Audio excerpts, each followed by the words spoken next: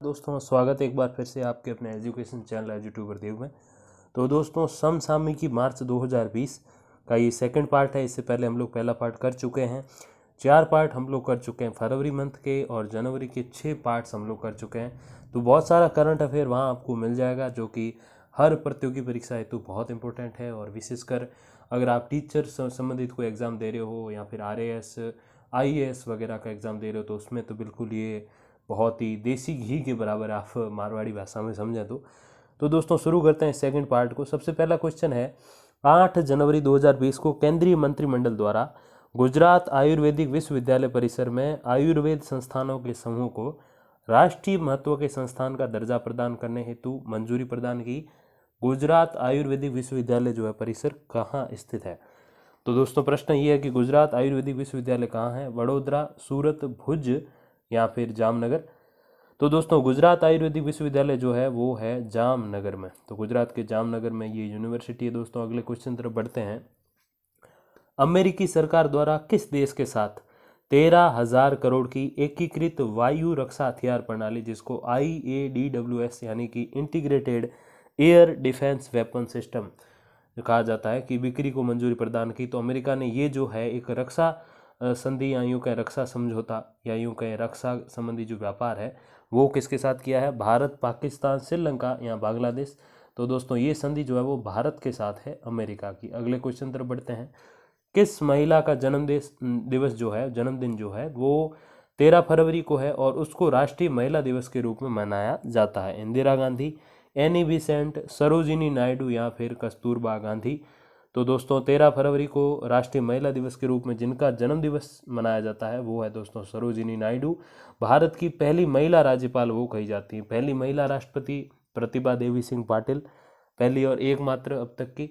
और भारत की पहली महिला राज्यपाल जो है वो यूपी की बनी थी माफ़ कीजिएगा, यूपी की बनी थी पहली महिला राज्यपाल सरोजिनी नायडू। और भारत की कोकिला भी इनको कहा जाता है, के नाम से मशहूर जो सरोजिनी नायडू हैं उनका जन्म 13 फरवरी 1879 में हुआ था। उन्होंने देश की स्वतंत्रता के लिए भारतीय राष्ट्रीय आंदोलन में सक्रिय रूप से भाग लिया था। भारतीय महिला संघ और अखिल भारतीय महिला सम्मेलन के प्रस्ताव पे सर्वप्रथम 2014 से सरोजिनी नायडू का जो जन्म दिवस है उसको राष्ट्रीय महिला दिवस के रूप में मनाया जा रहा है। तो दोस्तों 2014 से ये बात शुरू हुई है कि इनका जो जन्म दिवस है किनका, सरोजिनी नायडू जी का, तो वो मनाया जा रहा है राष्ट्रीय महिला दिवस के रूप में।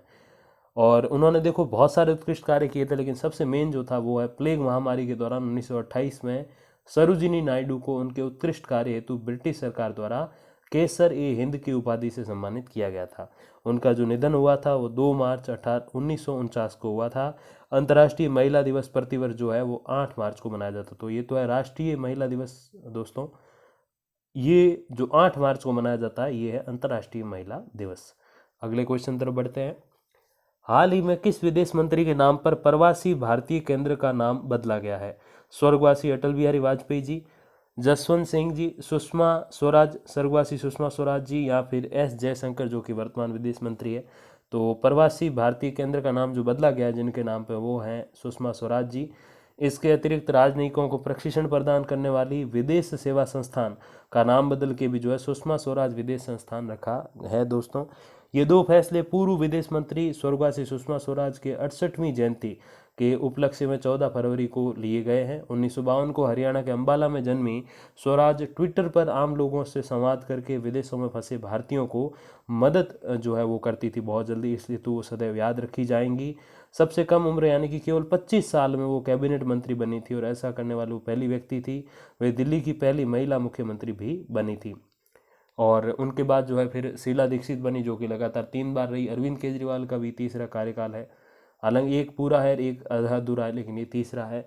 वे देश के किसी भी राजनीतिक दल की प्रथम महिला प्रवक्ता थी और उनके साथ साथ वो 7 बार सांसद बनी थी, 6 बार लोकसभा, 1 बार राज्यसभा की और 3 बार MLA भी वो बनी थी। मोदी सरकार में विदेश मंत्री रहने के अतिरिक्त अटल जी की सरकार में वो जो है स्वास्थ्य और परिवार कल्याण मंत्री भी रह चुकी थी। तो दोस्तों इतनी सारी उपाधियां इनके नाम हैं, इतने सारे कीर्तिमान इनके नाम हैं। तो दोस्तों मैं ये विस्तार से ये सारे बिंदु इसलिए बता रहा हूँ क्योंकि सुषमा स्वराज ये हमेशा भारतीय राजनीति में एक विशेष स्थान रखेगी, स्त्री के रूप में और एक नेत्री के रूप में भी तो इसीलिए उनके बारे में तथ्य जानने जरूरी थे। पिछले वर्ष अगस्त माह में हमने एक बेहतरीन नेत्री और संवेदनापरक नेत्री को केवल 67 वर्ष की उम्र में खो दिया था। अरुण जेटली जी का निधन जो है वो पिछले वर्ष ही हुआ था। अगले क्वेश्चन तरफ बढ़ते हैं। सर्वोच्च न्यायालय द्वारा सेना में महिलाओं के स्थायी कमीशन वाला फैसला कब सुनाया गया? 17 फरवरी 2020, 7 मार्च 2020, 11 जनवरी 2020 या फिर 5 अगस्त 2019। तो सर्वोच्च न्यायालय ने सेना में महिलाओं के स्थायी कमीशन का जो फैसला है वो 17 फरवरी 2020 को सुनाया। न्यायमूर्ति DY चंद्रचूड़ और न्यायमूर्ति अजय रस्तोगी की पीठ द्वारा सुनाए गए इस फैसले के बाद सेना में 14 वर्ष तक SSC यानी कि शॉर्ट सर्विस कमीशन में सेवा कर चुकी महिलाओं को भी स्थायी कमीशन मिलेगा, जो अब तक केवल पुरुषों को ही मिल रहा था। तो अब स्त्रियों को भी जो है समान अधिकार आर्मी में मिल जाएंगे। अगले क्वेश्चन तरफ बढ़ते हैं। 7 जनवरी 2020 को वस्तु और सेवा कर का दूसरा राष्ट्रीय सम्मेलन कहाँ आयोजित किया गया? वस्तु और सेवा कर, GST, goods and service tax, वस्तु और सेवा कर। तो इसका दूसरा राष्ट्रीय सम्मेलन कहाँ आयोजित किया गया? जयपुर, दिल्ली, मुंबई, बेंगलुरु। तो दोस्तों ये आयोजित किया गया नई दिल्ली में। अध्यक्षता की डॉक्टर अजय भूषण पांडे ने। अगले क्वेश्चन तरफ बढ़ते हैं। भारत का पहला रेलवे स्टेशन जहां दृष्टिहीनों हेतु नेविगेशन सुविधा शुरू की गई है, गुवाहाटी, मुंबई, नई दिल्ली, बांद्रा टर्मिनस। तो ये भारत का पहला नहीं है दोस्तों, ये जो है उत्तरी भारत का, तो यहाँ पे थोड़ा सा आप संशोधन कीजिएगा, उत्तरी भारत का पहला रेलवे स्टेशन जहाँ दृष्टिहीनों हेतु नेविगेशन सुविधा प्राप्त की गई है। तो दोस्तों नॉर्मली तो मुंबई में शुरू की गई है, लेकिन उत्तरी भारत का जो पहला स्टेशन है वो भी आपको अगले जो है पार्ट्स में पता चल जाएगा। तो इसमें आपको करेक्शन नहीं करना है, ये नॉर्मल भारतीय आप रहने दीजिए। लेकिन उत्तरी भारत के बारे में अगले वीडियो में आपको एक क्वेश्चन बताऊंगा जिसमें उत्तरी भारत में पहला कौन सा जो है रेलवे स्टेशन है जहाँ ये सुविधा शुरू की गई दोस्तों। अगले क्वेश्चन तरफ बढ़ते हैं। पेट्रोलियम मंत्रालय के अनुसार अमेरिका जो है वो किस देश को पछाड़कर भारत का छठा सबसे बड़ा तेल आपूर्तिकर्ता देश बना है? ईरान, इराक, कुवैत या फिर कनाडा। तो दोस्तों ये कुवैत को पछाड़ के अमेरिका छठा तेल आपूर्तिकर्ता देश बना है। अगले क्वेश्चन तरफ बढ़ते हैं। 30 दिसंबर 2019 को RBI यानी कि रिजर्व बैंक ऑफ इंडिया द्वारा जारी दिशा निर्देशों के अनुसार संचालित बैंक शहरों में काम करने वाले किसी भी ग्राहक को अधिकतम कितनी राशि से अधिक का कर्ज प्रदान नहीं कर सकते? 10 लाख, 20 लाख, 25 लाख या 50 लाख। तो दोस्तों 25 लाख से ज़्यादा लोन नहीं दिया जाएगा। तो ये नई लोन लिमिट जो है सेट की गई है। अगले क्वेश्चन तरफ बढ़ते हैं। 24 दिसंबर 2019 को कहां पर भारत की लंबी दूरी यानी कि 1000 किलोमीटर तय करने वाली प्रथम CNG बस का जो है कंप्रेस्ड नेचुरल गैस का जो है अनावरण किया गया, संचालन किया गया? चेन्नई, नई दिल्ली, मुंबई, हैदराबाद। तो दोस्तों ये 1000 किलोमीटर की जो एक लंबी दूरी होती है CNG बसेस के लिए, तो ये जो अनावरण किया गया वो दोस्तों नई दिल्ली में किया गया है। अगले क्वेश्चन तरफ बढ़ते हैं। राष्ट्रीय जनसंख्या रजिस्टर में किस देश की जनसंख्या को, ये देश नहीं दोस्तों राज्य, आप इसमें थोड़ा करेक्शन कीजिएगा। तो राष्ट्रीय जनसंख्या रजिस्टर में किस राज्य की जनसंख्या को शामिल नहीं किया जाएगा? असम, मेघालय, दिल्ली, पश्चिम बंगाल। तो वो राज्य दोस्तों जो है वो असम, उसकी जो है जनसंख्या को इसमें शामिल नहीं किया जाएगा। अगले क्वेश्चन तरफ बढ़ते हैं। 27 से 31 दिसंबर 2019 के बीच 27वीं राष्ट्रीय बाल विज्ञान कांग्रेस 2019 कहाँ संपन्न हुई? तिरुवनंतपुरम, यशवंतपुरम, इंदौर या फिर मंदसौर। तो दोस्तों 27वीं राष्ट्रीय बाल विज्ञान कांग्रेस जो है वो संपन्न हुई तिरुवनंतपुरम में। अगले क्वेश्चन तरफ बढ़ते हैं। किस पूर्व क्रिकेटर द्वारा दिल्ली में स्थापित स्मॉग टावर का उद्घाटन किया गया? वीरेंद्र सहवाग, गौतम गंभीर, जहीर खान या फिर आशीष नेहरा।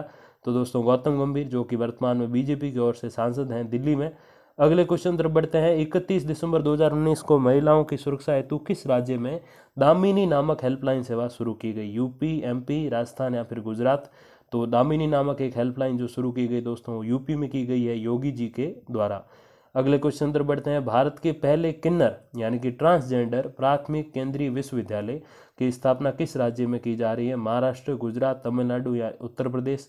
तो दोस्तों जो उत्तर प्रदेश का कुशीनगर है वहाँ पे भारत के पहले किन्नर केंद्रीय विश्वविद्यालय जो है की स्थापना की जा रही है दोस्तों।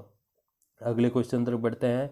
खादी और ग्रामोद्योग आयोग ने किस राज्य में प्रथम सिल्क प्रोसेसिंग प्लांट का उद्घाटन किया? राजस्थान, गुजरात, महाराष्ट्र, हिमाचल प्रदेश। तो खादी और ग्रामोद्योग आयोग जो है उन्होंने सिल्क प्रोसेसिंग प्लांट का जो उद्घाटन किया है वो गुजरात में किया है, गुजरात के सुरेंद्रनगर में। अगले क्वेश्चन तरफ बढ़ते हैं। 1 जनवरी 2020 से किस देश में सनस्क्रीन के प्रयोग पर पूर्णतः पाबंदी लगी है? Zambia, Zimbabwe, Papua New Guinea या फिर पलाऊ।